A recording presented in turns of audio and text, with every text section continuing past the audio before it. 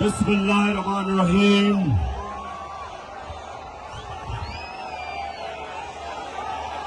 फैसलाबाद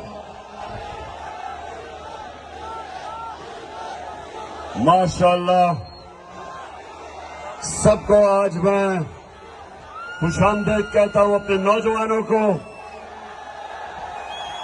यहां मेरी बहनें